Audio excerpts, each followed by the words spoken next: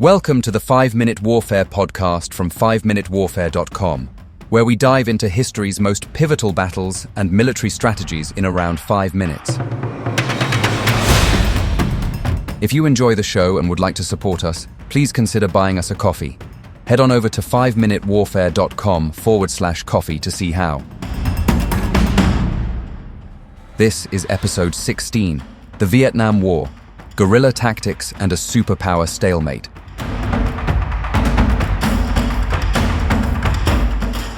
The Vietnam War, which spanned nearly 2 decades from the late 1950s until 1975, remains one of the most significant and controversial conflicts of the 20th century.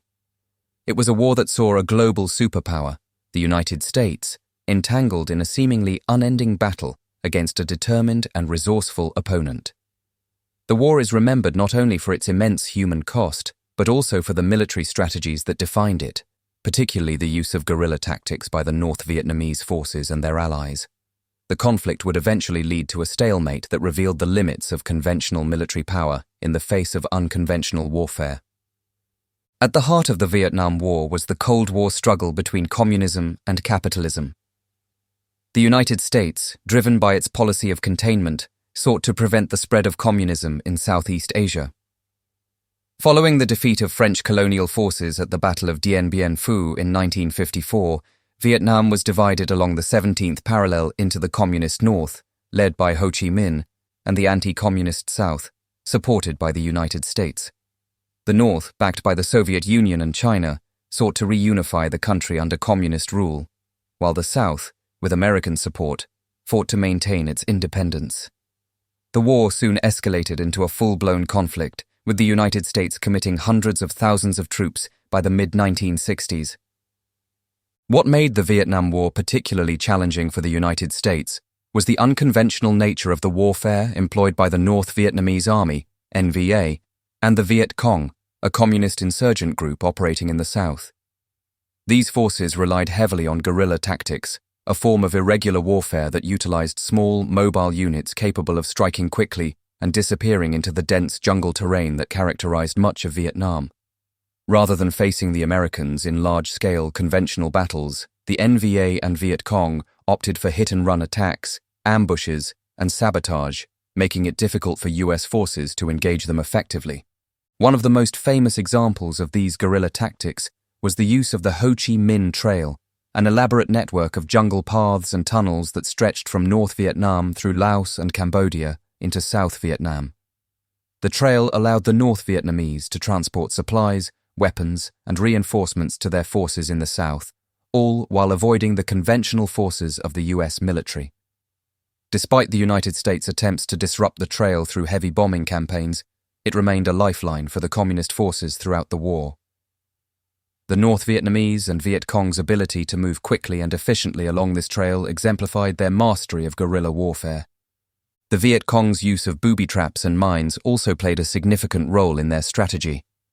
These simple yet effective devices were often hidden along roads and paths, causing devastating injuries to American soldiers and instilling a constant sense of fear and caution. The Viet Cong's knowledge of the terrain allowed them to plant these traps in areas where US forces were likely to patrol, further hindering the Americans' ability to operate freely.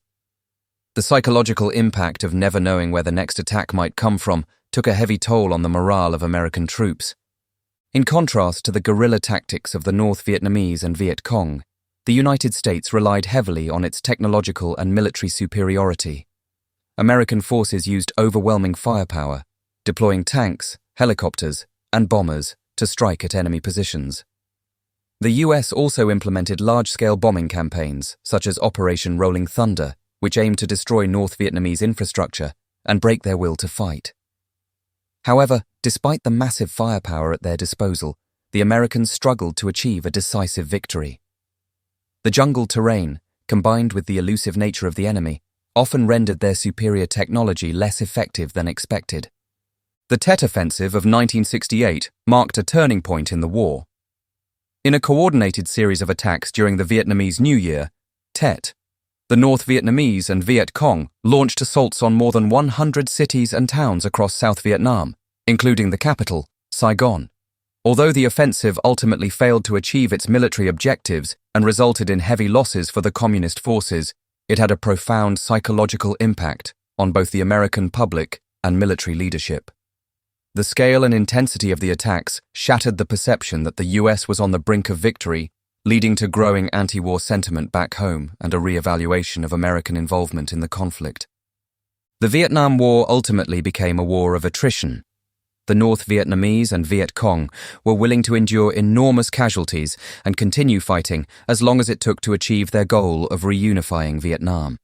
For the United States, the prolonged nature of the conflict, coupled with rising opposition at home, made it increasingly difficult to justify the continued loss of American lives and resources.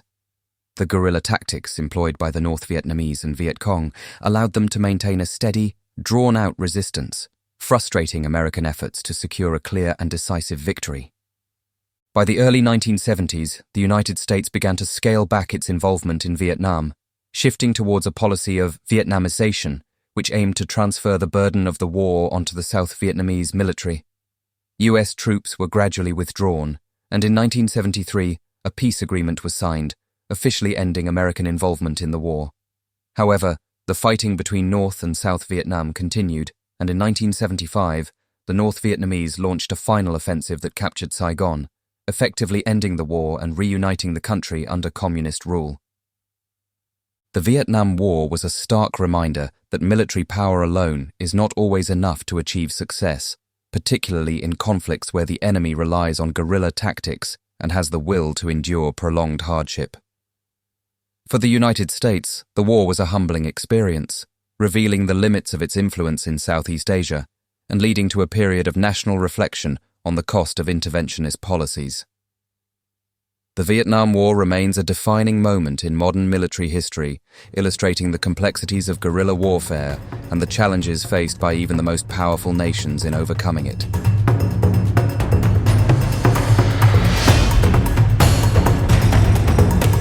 I hope you enjoyed that episode of 5-Minute Warfare from 5minutewarfare.com.